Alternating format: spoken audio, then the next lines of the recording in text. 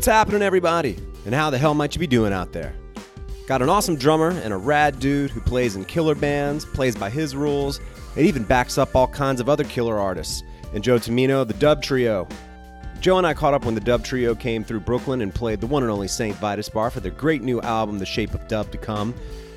But if you haven't checked out the new record, they've got great collaborations with Troy Sanders and Mastodon, King Buzzo of the Melvins, Meshell Ndegeocello, as well as the diverse heavy noise rock dubreggae hybrids the band's been synonymous with creating. Plus, we got to talk about genekrupa, tommylee, working with Mike Patton, the Fugees, Lady Gaga, Matisyahu, as well as clarifying the dub aspect of the band's name and a whole lot more. Shout out to my sponsor, New Orleans Record Press. If you, your band, your project, your upcoming comedy record, shout out to Red Fox and Richard Pryor and the like. Got a lot of shout outs on this one. Come on, Bill Burr, you gonna put a vinyl stand-up record out? Might as well, right? But if you're looking to release vinyl, go on over to NewOrleansRecordPress.com and check out the vinyl coloring, mastering, packaging, electroplating options. They print 12 and 7-inch records in both 150 and 180 gram variants, and they do runs as small as 100 and large runs up into the thousands. That's right, large runs. You don't want it in your pants, but you might want it for your new record. And that's NewOrleansRecordPress.com. Crashbangboompodcast can be found on my SoundCloud, Apple Podcasts, my YouTube page, as well as Player FM, Stitcher, and more. Check out my social media and Instagram and Facebook and give me a subscription, a like, a positive rating, or all the above. It'd be greatly appreciated. So here we go, y'all. Joe Tomino. Dude's bad. What can I say? Crash, bang, boom. Crowds go mad with joy.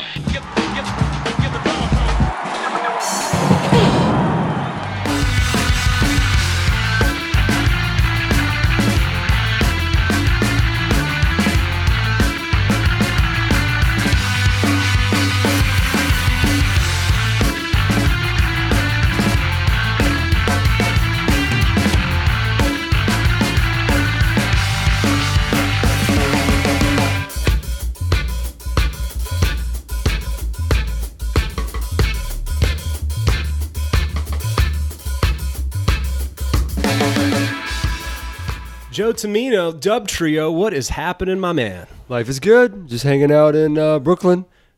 Yeah, man, it's good to catch up with you.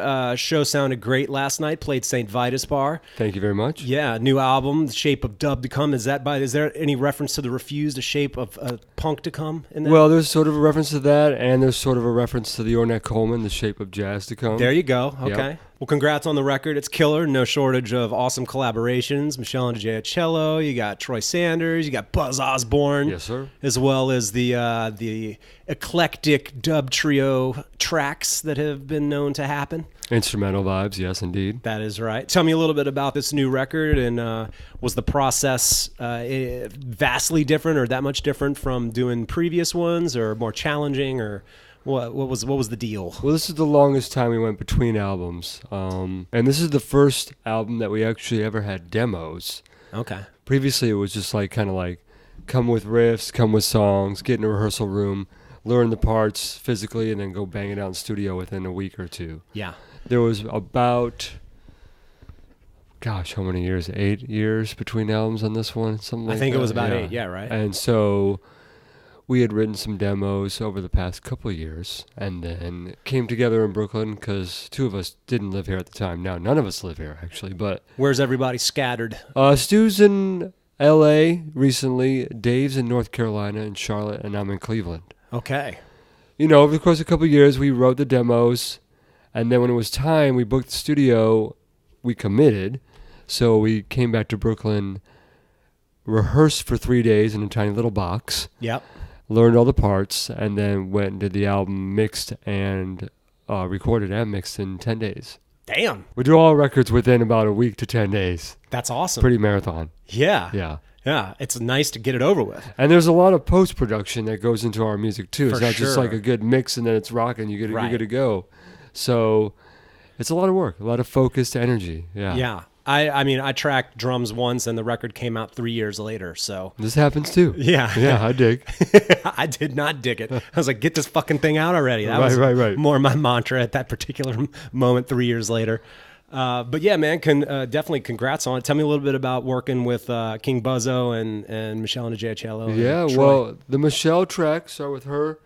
That was a remix that we did for one of her albums. Awesome. That came out. I don't think actually we did 2 tracks for her, and I think that one of the tracks came out on her release. I think this was 2 albums ago for her. Okay. And I can't remember the album name, but the dub that we did that's out on our album, Forget My Name, did not come out on her album. So we asked her if it was cool, and we released it on this album. So that was, she's just a mutual friend. We have a lot of, people that she works with that we know, and she liked the band, and obviously she has to do the remixers for us. So that was, very easy to do. As with the other tracks, I mean, working with Troy from Mastodon, we first met Troy and some of the Mastodon guys in Atlanta when we were playing with Peeping Tom. Dubtrio was the backing band for Mike Patton's Peeping Tom for a couple of years. So one of the shows at like the Tabernacle or some venue down there, I can't remember where, we met some of those guys. I feel like one day we went there, one show we played, we met Troy and maybe like Brent. And then another time we went and it was Bill and Braun. Okay. So we have separate hangs with the Mastodon guys. But nice. And so we've always stayed in touch with Troy, and he's been a fan of the band, and he's a super nice cat. So his name came up, and, he was totally down, picked the song, and we sent him a couple, I think, and he picked the one that he resonated with and killed it. Yeah. Very personal track for him, too, about his wife and battling with, cancer and the like, and so her, struggle and Effie's coming through it. So that was a deep track for him. And then Buzzo, again, mutual friends like Trevor Dunn and Troy Ziegler, the guy who named our album. Yeah. Also friends with Buzzo. I feel like we may have met Buzzo. I think I definitely met Buzzo on one New Year's when I went to go see Patton play with Phantom Moss in San Fran. Mm-hmm. My wife and I went to San Fran on like a New Year's, like probably 10 years ago, and I think I met him that time, but we didn't really chat or anything. But again, when it came time to do the vocals, pick out who we were thinking about, his name came up, and that track made sense. He liked it. He had like a small window to do the vocals between tours, did it, sent it to us, mixed it, done. Super easy as well. Wow, dude. And, there's been no sort of direction that we give to the vocalists. It's like, here's a track, instrumental, do your thing, send it back when you can. That's it. Awesome. Yeah. I dig the track with him, man. It had to me, it had a little bit of a Soundgarden vibe in listening to it, which was really cool. Yeah, cool. Yeah. I grew up listening to Soundgarden, so I'm a fan. Absolutely. Yeah, no doubt. I talk a lot about Matt Cameron because he's always been one of my favorite drummers and a guy that just so fluidly could play in different times and had a great feel, great pocket, hard hitter, tasteful, great chops. Yep. It's like everything that you would just about want in a drummer. Yep. Very musical, never overplayed, like you said, fluid, made odd times feel natural. Yeah. All Killer the things. player, yep. Absolutely, man.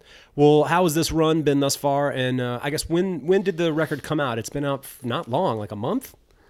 Yeah, the record came out on the 26th of April. Okay. So not a even. few weeks. Right on. The run's been good. Let's see. We've done 5 shows. It's been about 4 years since we've done a proper tour. We did a tour in Europe about 2 years ago. And last year we did 2 shows at Electric Forest in Rothbury, Michigan. But we haven't done a proper U.S. tour in a long time because we mostly just do Europe. Right. And so we haven't toured the U.S. since probably headlining on the last record, which is 4, IV. Right. Roman numeral 4. Yes. So a long time. Wow. Yeah. So the crowd's been good. The fans have been hungry, been waiting. Yeah. And it's been very well received, like selling a lot of merch. Fans have been like giving it 100%. It feels good to be back, with Dubtrio. It's a long time. So playing these rooms that aren't that big, maybe like, 150 to 250 capacities. Yeah. Lots of energy in those rooms. So it's fun. Yeah. Absolutely. It's good to know that in the age of rapid information that people don't just completely move on and completely forget about you, or maybe just being reminded, oh, they're back. Oh, I dug them. I dig this now. I'm ready to go see it. Yeah. It's cool that you could take a break, do your thing, come back, and still have some support. Yeah. We're grateful as a band to have these fans that have been hanging on and being patient and waiting. Yeah, man. Yeah. Well, you mentioned going to Europe. I haven't gone to Europe just once. It was definitely an eye-opener experience seeing how they support music and just how everything is set up, from the festivals to the clubs, and just the way they take care of musicians. Oh, yeah. And I can see why you would go to Europe. You roll in and it's like, it's not just like, oh, you guys at the band. It's just like you roll in and it's like, you guys want a coffee?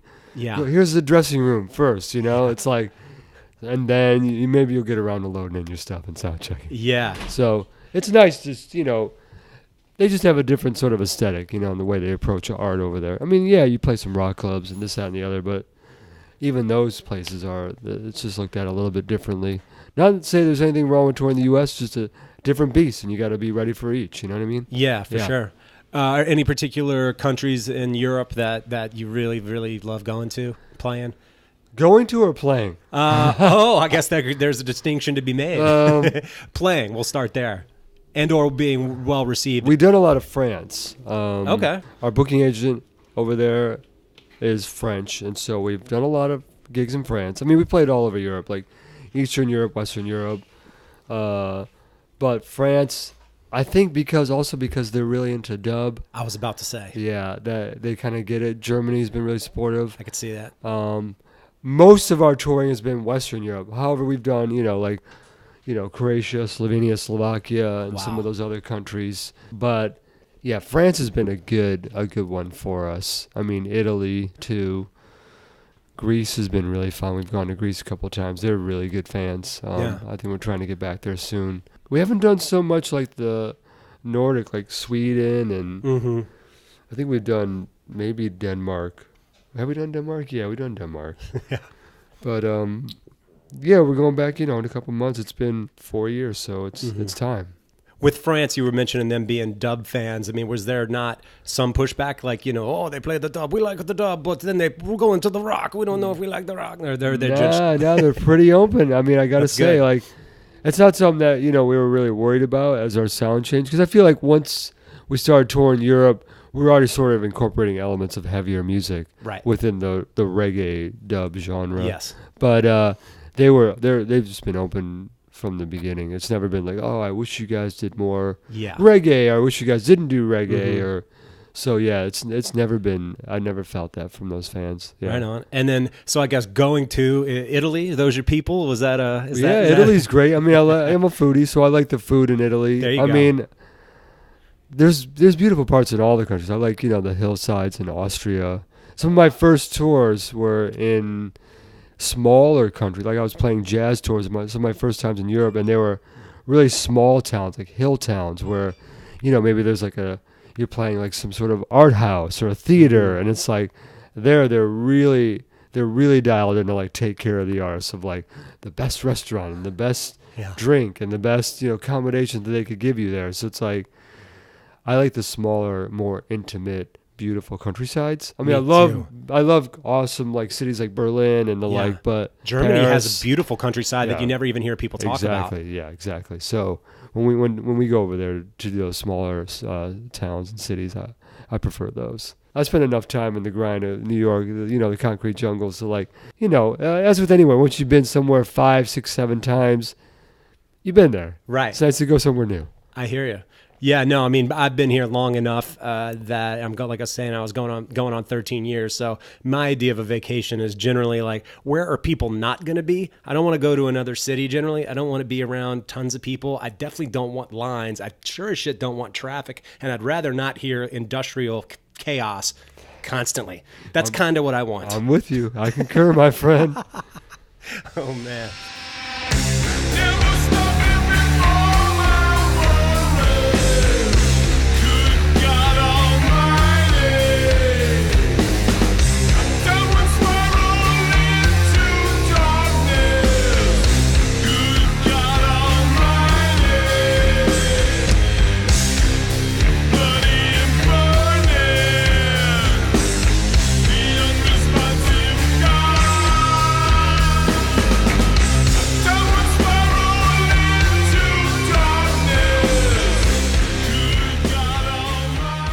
We talked a little bit prior to the record button being engaged about pocket and pocket playing, and I really dig your plan. Obviously, if to be doing the dub feel and the kind of hip hop feel, you need to have pocket to do that. And I think you're a great example in heavier drumming of still keeping a pocket through that, which is awesome and needed a lot in heavy music, I feel like, especially in today's age. But starting out, did you grow up in a musical family? Was there music on in the house? Were people playing instruments? What was happening?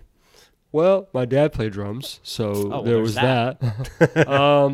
It wasn't the kind of house where music was constantly on, though. But I definitely remember digging through his record collection as a kid. He had a pretty eclectic mix of music. Like I specifically remember like some sides would be like Paranoid, Sabbath. Wow. I remember like the genekrupa Buddy Rich drum battle. Oh my God, I love those. Yeah.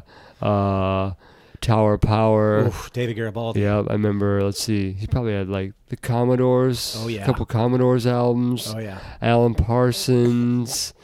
Led Zeppelin. Oh yeah. Maybe some like Smokey Robinson and the Miracles. Nice. And at that stage, I was just putting them on to play them and listen. I wasn't really. Inagata-Davida, that was a big one for me. There you go. There's your Iron big Butterfly. drum solo. Yeah, no doubt. Listen to that. Yeah. A ton. But I wasn't really like starting to like play drums then or listen. So I was just, and I just remember the drums were always set up in the basement. Obviously, the rehearsals were always at the drummer's house. So yep. I didn't live with my dad at that point. I was there on weekends, but sometimes, if he didn't have a gig or whatever, there'd be some rehearsals. So I'd hear them rehearsing maybe when I went to bed or whatever. I was young.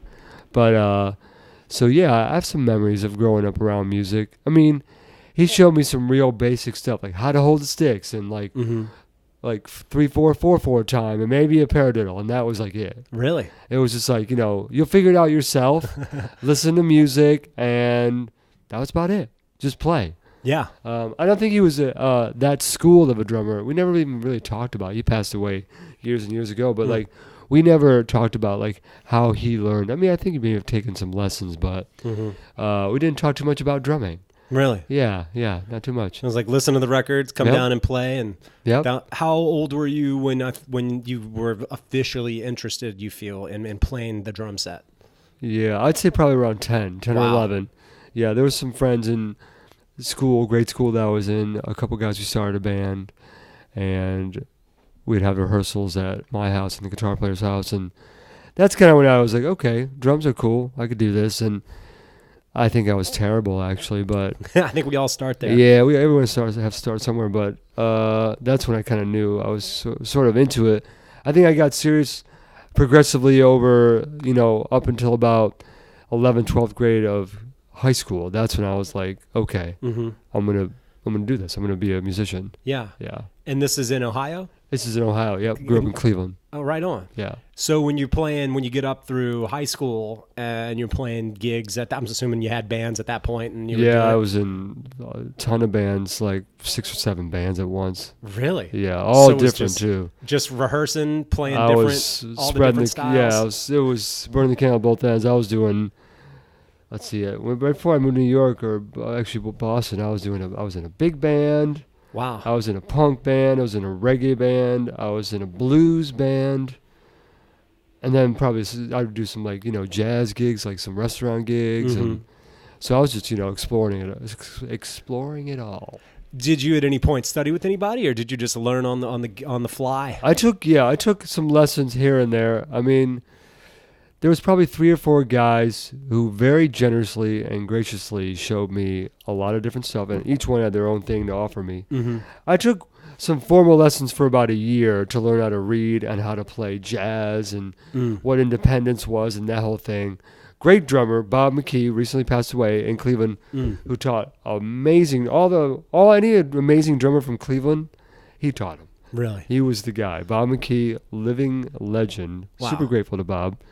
But some other guys, Kip Bolins, Dennis McPeak, my friend Billy Coakley, all amazing drummers. They all showed me a bunch of stuff, and I'm very grateful to all those guys for what they showed me and the time that they gave and spent with me, showing me bands, grooves, charts, all that. So I was just soaking it all in. It was probably awesome.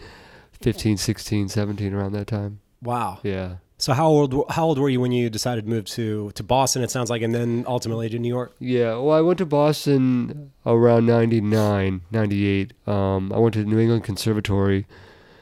Before that, I went to Cleveland State studying classical percussion. I was in the youth orchestra in Cleveland, so I was really into like classical, so that whole thing.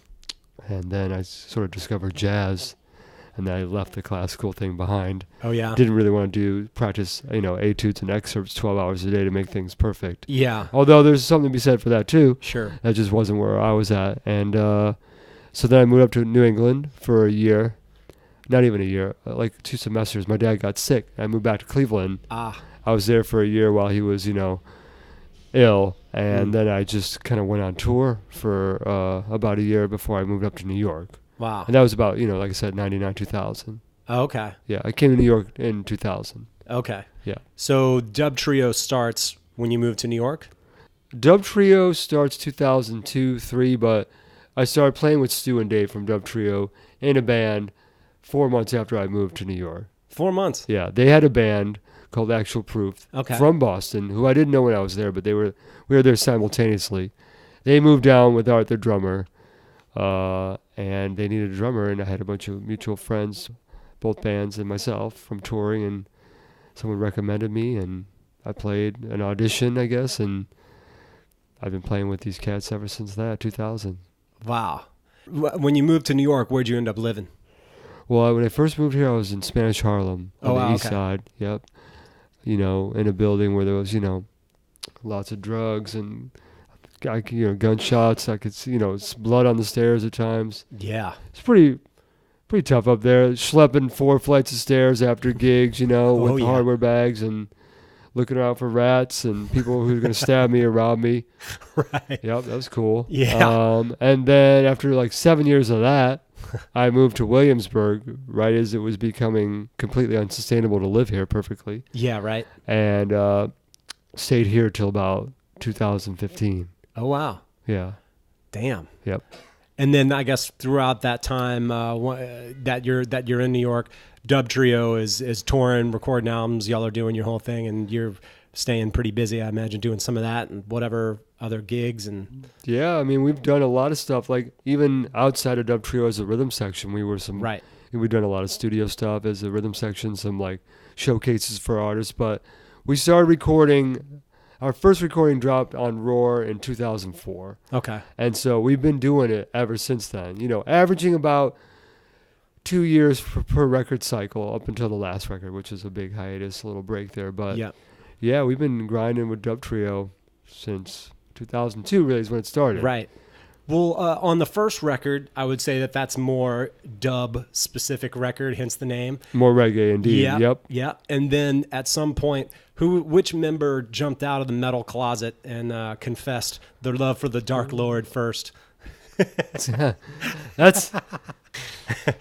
good question. I mean, I really think it was sort of a group effort to come out into the rock thing, like bring that sort of element. Like none of us were playing any rock in New York. I mean, there may have been that band Actual Proof started out sort of as a band that was doing sort of like dance music and kind of came into like sort of doing dance rock kind of as it was kind of coming up in like the early 2000s. Yep. So, but we weren't really playing anything like metal or that heavy or that punk at the time. And I want to say we was just like, as an exercise, let's take this reggae riff and let's play it with like distortion and sort of like a heavy aesthetic, like approach physically, and see just how it translates for fun. It was like an exercise. It wasn't like we're going to consciously change it up now, right? Or we're going to integrate this thing now. We're going to become something different. Like it was never talked about. We just said, let's try this. Let's do this for fun. And I feel like it was a joke. And then we're like, oh, shit. It kind of feels good. Yeah. And it's just been going ever since. And, I feel like we've discovered and rediscovered rock and metal and all that stuff as a band. Like, I don't think any of us really came up playing that much metal or rock as kids, as players. I mean, I definitely went through a phase where I was in the, Metallica and, whatever, Slayer and Poison as a kid and, Motley Crue, but I wasn't in that many rock or metal bands. And I don't think neither were Dave and Stu, so it wasn't like we were going back to the roots, but it was like we were kind of rediscovering that music and discovering, and then it sort of integrated into what is the inherent sound that dubtrio sort of has become. Right. Yeah. I think the shift started happening probably around New Heavy. Yep, exactly. Right. Yeah, because y'all put out that live record as well, and then what is the other one? Another Sound is Dying is came after that. Yep. And they get kind of progressively, you start to hear more of it creeping in, and there becomes the balance of it, and then the band kind of takes on a sound that is about kind of what we're talking about, which is sort of riding the flux between heavy music and dub music, even within a song, and kind of getting in and out of that. And, Well, it's funny. It's like just to bring up the word dub, like to us, the dub is not so much synonymous with reggae. We look at it more of like a dub is basically the original dub is a remix. It's basically like the cats in Jamaica would take a 4-track would probably be just guitar, bass, drums, and vocals, and they would do a dub, quote unquote, which is basically a mix where they would do the muting and adding the effects, all the delay and super trippy. That's the dub. So when Dubtrio writes a song or does a mix or does our records, the dub doesn't mean reggae to us. It means sort of the way we approach composition or writing or performing. Right. So it's less about whether we're doing reggae or dub or not. It's more about like how can the process of dub be applied to the music that we're playing. There you go. Whatever it is, if it's rock or hip hop or metal or electronic or reggae. Right. It's all dub. Yeah. That's interesting, man. Well, technically pulling that off, and as you said, with the origins of dub being sort of a post process where it was re-engineered or remixed or whatever. Exactly. Y'all are doing that on a fly within a live context. So from your perspective, how are you technically pulling that off? Because I don't know, do you have an A-B switch with a mic that's going through a particular effects, then you click that on, and then when you hit the snare, you get the delay you're looking for? Or is that technically? Pretty much exactly. Like we have multiple mics on the drums. Obviously the guitar and the bass, they have a combination of like 30 pedals, literally, or more. The bass player, Stu Brooks, actually has a pedal and a microphone on the drums as well. And I have 2. We started out where it was just Dave, the guitar player, with a mic on the drums. Yeah. But now it's Stu and I mostly doing the effects. And it's sort of like that. There's like a momentary switch where I can turn on and off or open up the mic to receive, information, sound, and then I can choose what effect I want, whatever's in my chain. It's all running into a mixer as an aux send, so I can shape the color of the sound with EQ or the level of the effect or whatever. Mostly it's like delays and reverbs, specifically sticking to the dub, to the reggae. But there's distortion and feedback and phasers, But yeah, it's sort of that whole thing. Multiple mics on the drum kit, opening up and closing mics via like you would a guitar pedal. Like if the guitar player's just stomping on it. So like I'll usually do that with one hand and control the rate and feedback or whatever the parameters are that I choose to manipulate, for that effect. Now, with that many pedals on stage, there's no shortage of things that can go wrong. Is there any particular gig that was that it strikes you as being a complete fucking mess? Every gig there's something going wrong, so it's about embracing the wrong and just rolling with it. Yeah. So I mean, with that, it could be talking about that many pedals and stuff. It could be a cable, it could be the power, it could be a buzz, it could be whatever. So we've just learned over doing this for so many years to just embrace it. You try to do what you think might be wrong, and if it doesn't work, fuck it. Yeah. That's it. Nice. I don't know if you're familiar with them, but just in talking to you about all these pedals on stage, and the drummer as well used a ton of them. Did you ever by any chance see Drums and Tuba? Oh, wow. I played with them years and years ago. I didn't even realize that the drummer had pedals. It depends what phase you saw them in, because initially they were literally just kind of, they were just a drum and tuba band. Yeah, I saw them then. Oh, so you never saw them with, I think Neil McKibbe was his name, the guitarist that joined him? Dude, I got to send you some stuff, man. Oh, I'd love to hear it. Seeing that band live and how they would manipulate their sound and loop stuff on the fly. Okay, cool. And you want to talk about embracing chaos and turning it into something? That band was one of the most fascinating bands I've ever seen do that. And I mean, the drummer was looping. They all had the ability to loop separately. Then they were playing with each other's loops, you know, and Love it was that. Tuba, the guitarist, had a guitar on a stand and then another guitar, and he would tap separately, loop stuff. It was just like, it was like watching a circus, but it was mind blowing to see it happen. Yeah, where are those cats from? Okay, so originally Austin, Texas. They moved to New York and then to New Austin, Orleans. right, okay. And then I think their last couple of records that they did, I think it kind of called it quits once they were down there Okay. and then disbanded. But I mean, they would tour. I was talking to the drummer and he was saying, God, I think Tony said that they would tour like 260 days a year. Oh, it was like grinding. brutal, like Yeah. van, like and then on off days be practicing, you know, and they were just maniacs. They loved it. Yeah, dig it. But needless to say, they burned themselves out on that. Sure. You want to sure. talk about not sustainable. Kind of like living here and paying Exactly. rent here. Not sustainable. Not sustainable, my friend.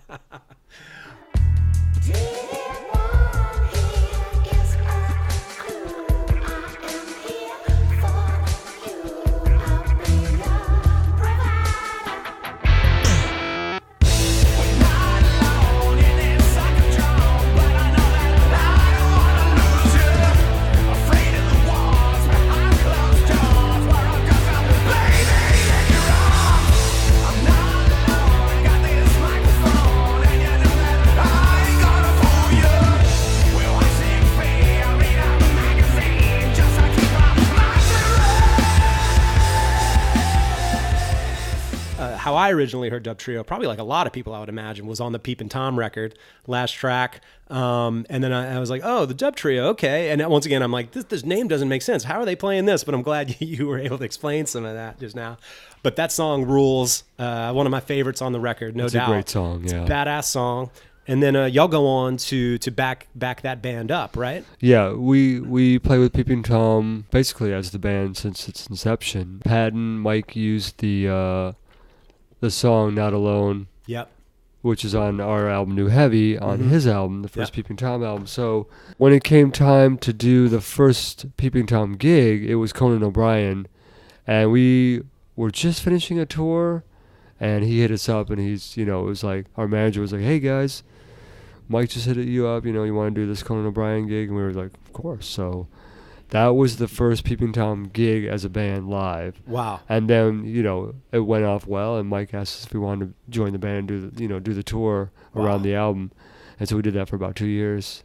I'm jealous that you got to work with him. I've always considered him to be one of the more just outrageously talented and gifted artists, like of a generation. I feel like if you look at the broad nature of the eclectic nature of what he's able to do and how he's able to do it with his own voice and just the concepts behind it and everything, he's a fascinating dude. He's a bad man. I mean, I love, I didn't grow up listening to any of that stuff other than Faith No More. Wow. So I kind of like discovered it later in life, the stuff that he did. But I mean, I personally love his solo vocal records. Yeah. Like the really abstract out, like crazy shit. That's, I love all this stuff, but those are some of my favorite Patton stuff, some albums. I think to this day, one of the greatest show, if not the greatest show that I ever saw. And I got to see Mr. Bungle twice. I missed them for their first record when they came through New Orleans. But the third time they came through, they were touring on that California record. And to this day, I think it was one of the greatest shows I've ever seen in my life. That's a talented band. It was that whole band. Yeah.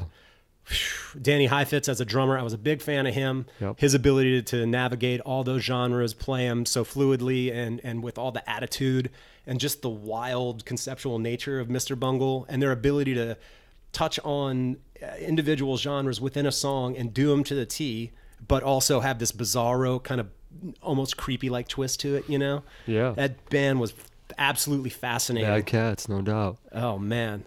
So when I guess in working with Patton, how long did y'all go out with Peeping Tom? Do you recall how long that run was? Well, it was about 2 years. We did Europe a couple times, Australia, the States. We did some touring with Gnarls Barkley. Cool. When they were like really big, headlining shows. We did one run where it was Dubtrio opening up and then playing again. Double dipping. We've done that a couple times with a couple different artists. That's a lot of work. Oh yeah. You lose a lot of weight on those tours. Yeah, I bet.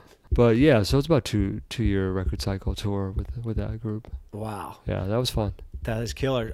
Who are some of the other bands that you have backed up and or collaborated with, whether it's the rhythm section or...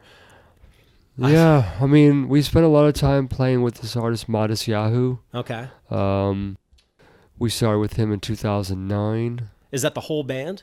The whole band kind of came in 2009, yeah. Wow. And we were with him for many years.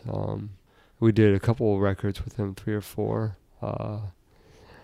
And, you know, what's cool about that gig is, like, Modest has a lot of freedom within his music, too. Like, he's really open to the jam and to the dub process. So as a singer, he'll do his part and, like, just give the band freedom to jam or to dub out or to whatever. Yeah. So, you know, we'll be improvising basically in front of, like, thousands of people every night. Just going for it, you know, just playing within the tune, but, like, it's completely open. Yeah. So it's always nice when you can work with an artist who gives you artistic, creative freedom to, like, be the player who you are. They hire you for what you do. You know? It's not just like, because we've all done these gigs too, where it's like, you're hired to play this. And that's cool too.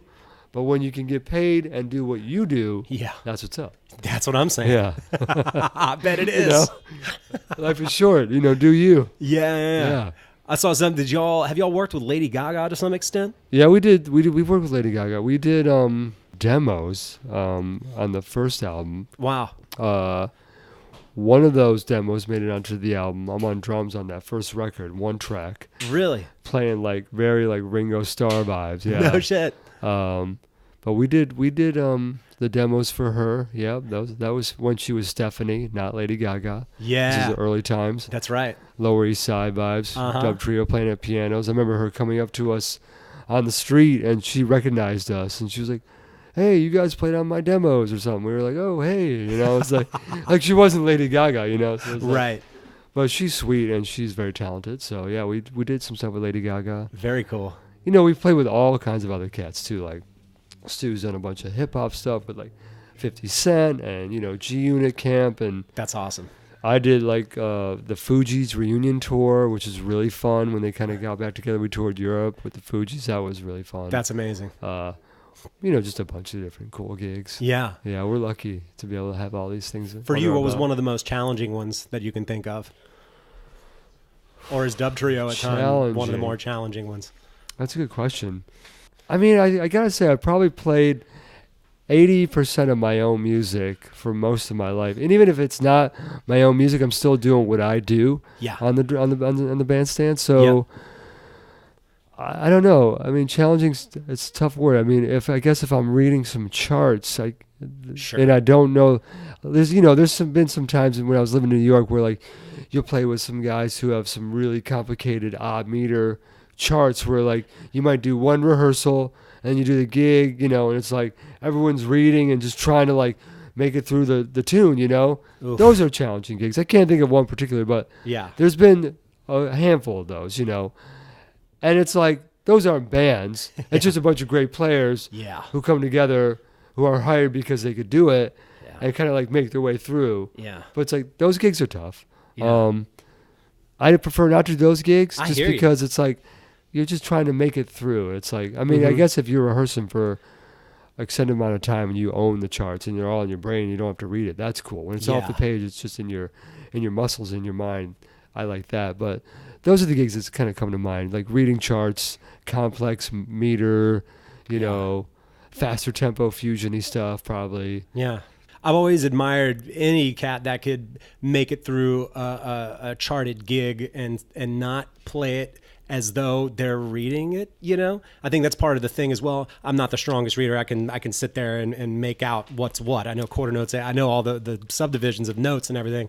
But the idea of me, from my perspective, playing and just reading it as opposed to just playing it are two so totally different things that I wouldn't even want to. I'm not strong enough to do it anyway.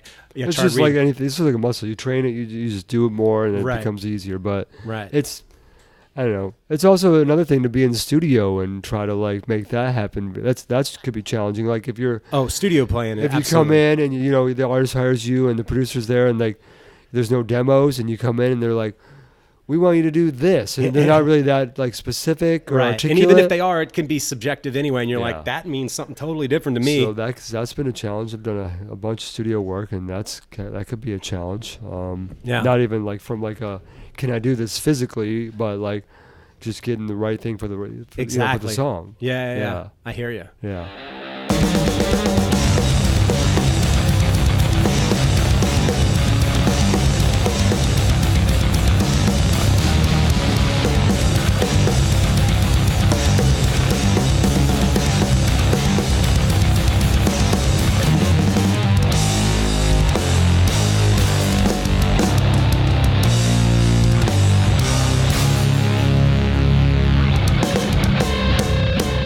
As we have mentioned in this and we're speaking about earlier, New York can be increasingly unsustainable, especially when you have a family, which I do, which you do. You have one kid? Yeah, one kid, 8-year-old little girl, Violet Rose. Right on. Yeah, Yep. I have a son who is just a little bit over a year old. So between daycare and rent and just life costs in New York, it's so outrageous here that we know that we're hoping we can pull it off another year. And we'll see what happens from there. But you ended up moving back to Cleveland at a certain point, right? Yep. I left in 2015, and my wife's from Cleveland too, so we started dating in high school, basically. No way. Yeah. So Holy moly! and then it was just like we had the kid, Violet, and it was just like we were here for almost 4 years when she was born, and we were just like, we're never gonna own something here. Yeah, never. Our her grandparents, our parents are both still alive, and it's like, let's just go be by family while everyone's around, and like, let's buy a home, have some support, own and, something. So we bought a house. We have a nice little 2.5 acre plot, and I have my drums set up in my basement like a studio, and like Awesome. Never had that. 15 years of being here, Right. never practiced on my own drums. Wow, yeah. Think about that, I know, it's terrible. so amazing, isn't it? So, we made the move, and it was one of the best things we've done, as far as a family. But it's nice, just being around family. And Cleveland's pretty chill, and cost of living is significantly less than it is here in New York City. Yeah. And it made just life a lot easier. I mean, quality of living, life's short, day to day, you never know. So we were just like, let's do it. And we did it, and we're happy we did. Yeah. I mean, there's things I miss about New York. Of course. But You can always come back. I do always come back, and it's just for the right amount of time. Right. And then Get I'm in, out. get out. Yep. Go back to some privacy and affordability. Yes, sir. Wow, man. I mean, yeah, I imagine that must have been, I'm trying to wrap my head around, especially where my son's at now, like touring and not being home and trying to balance that. Yeah. And that especially when the cost is so high, that's so much more stress. Even unless you're Metallica, touring it can be financially all right. It's not massive, so massive that it's just a breeze when you live in a place like New York, so Yep. I hear you. That makes sense. That was a factor too. I mean, and also time, like the one commodity you'll never get back. Money's money, but that comes and goes. It's like time, being on tour, having a kid. Yeah. That's a factor too. So it's like, yeah. But my wife's very strong, very patient, and very grateful for that. It's good quality. When I'm at home 100% for them. I cook every day. I'm at home. Yeah. I do whatever I have to do. I'm present. So, and then when I go, and I try to check in every day. And just, see them on, FaceTime or whatever. So, I appreciate having the ability to leave and do my art, and then come home and do that. So, it's always about the balance. Some years you tour more than others. Right. One year when I first moved back, there was a whole year off. Wow. That was a complete change. I did stuff that... Were you anxious? Did you know what to do with yourself? I did stuff that I was like passionate about. Like I took up yoga teacher training, taught yoga for a year. I was cooking my face off. I was writing music. Yeah. Practicing a lot. I missed being on the road, but that also sounds awesome. But it was incredible. I was at home, fuck yeah. learning how to fix a house and plant a garden and all these things. So, but it's ebb and flow life, right. Just peaks and valleys. So that was it was a good. It was time to move out of New York. It's cool till it's not cool anymore. Yeah, I hear you. And, right on. Yeah. Then you had yourself a solid year of domesticity. Mm-hmm. Planting gardens, cooking, being a dad, doing the whole That's nine. right. Fucking A. Mr. Mom. There you go, man. Well, I didn't even ask you about some of your favorite drummers, and I like that you learned a lot on the fly in playing in different bands. I did as well. Played in a house blues band, played rock, played funk. Yeah. I dabbled in jazz. I studied it more than I actually played gigs. Studied Latin stuff and kind of practiced a lot of that stuff. And like in New Orleans, it's such a crazy drumming town. I felt like from the drummers that I was seeing growing up, like if I didn't know how to play a drum solo, I was a shit drummer. So I was constantly practicing soloing. I hate drum solos. You know what? I mean, I love them, but I hate them. Sorry. What? I hear you. I'm not been the best at constructing one, but I feel like I kind of play a shitty one, but maybe it sounds crazy. I don't know. I'm sure it's great. It could sound like pots and pans fall down a fucking staircase. You do you. Yeah. It's like, I appreciate solos. I don't play many of them. I play them like if I'm doing a jazz gig and you're trading eights or something, but like, yeah. I don't do like the epic. I remember actually a story. We were out with Peeping Tom, and we were doing Cleveland. Uh-huh. And I remember Patton was trying to get me to do a drum solo, and I was just saying no. And I want to say he had the crowd chanting something. Oh shit! Like something with drum solo, just chanting it over and over and over. You had to play it. Tell me. So I did. Did you bomb? So I played the solo. Did you bomb? I started with some notes, like notey note solo, and then I just got out the microphone and started doing like feedback on the drums, and that was it morphed into like a feedback solo. Okay. And then the dub trio boys came down and joined me. Right. And then we kind of went into a Peeping Tom. So when in doubt, just morph it into like a conceptual noise art section. Yeah. But right on. Favorite drummers. There's a lot. I mean, yeah. The two big ones for me as a kid, very young. Mm-hmm. Were Tommylee and Genekrupa. Right on. Those are the big influences, a young 12-year-old or whatever. Yeah, Tommylee was awesome. When I heard Shout at the Devil, still to this day, that record sounds killer. Oh, it's incredible. Huge drums, massive drum sound, super solid pocket. Yep.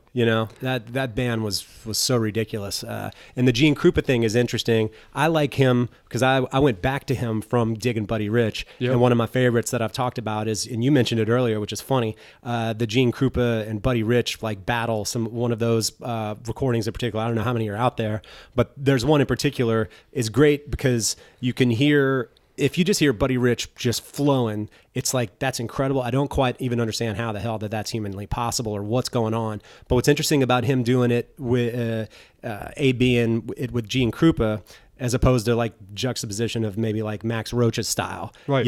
Gene was relatively simplistic. Yes. And it's kind of interesting to hear Buddy sort of start there a little bit and then go off. Yep.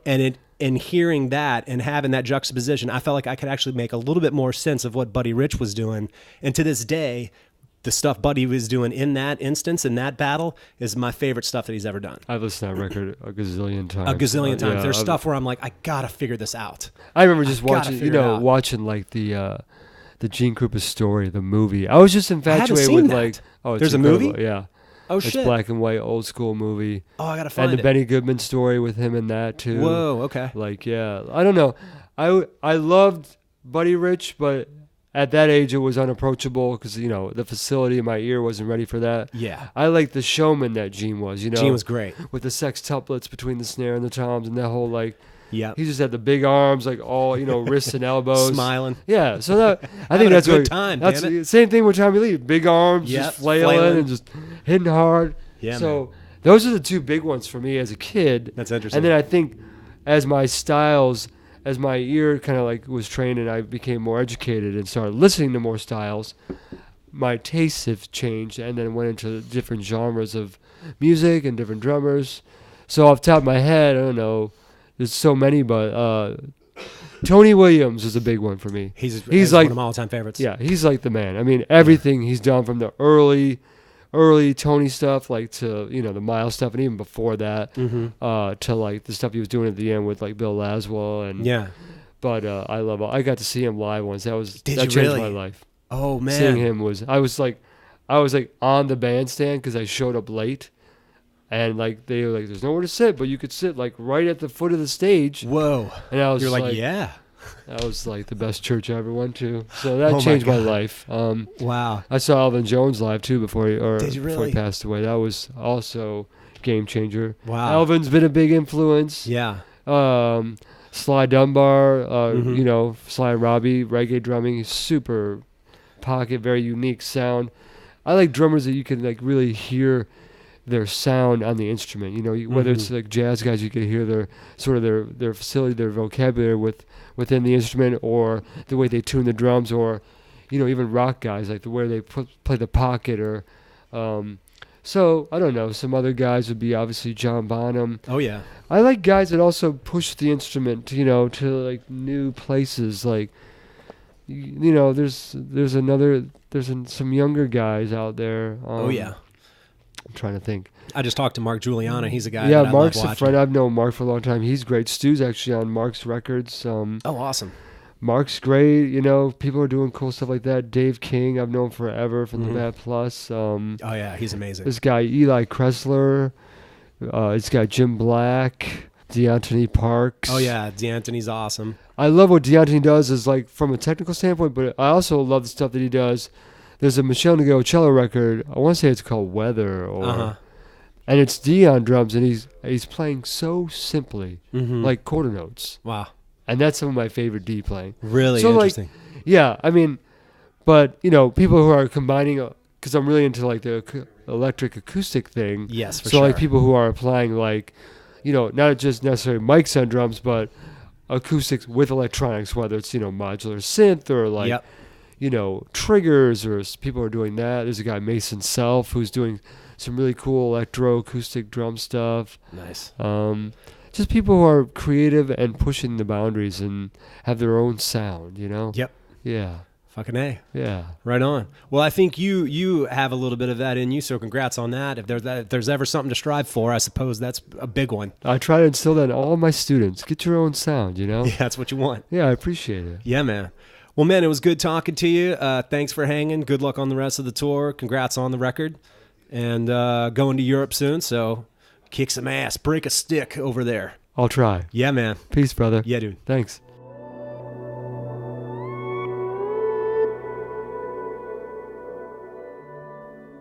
All right, everybody. Thanks for tuning in as always. And thanks to Joe for rapping, and Jason Leckberg and Jeff Kilgore for helping set up the interview. Keep your ears peeled for the next one. I try to put out an episode every Monday, so be on the lookout for it. Check it out. Get into it. We'll catch you on the next one out there, kids. Crash, bang, boom.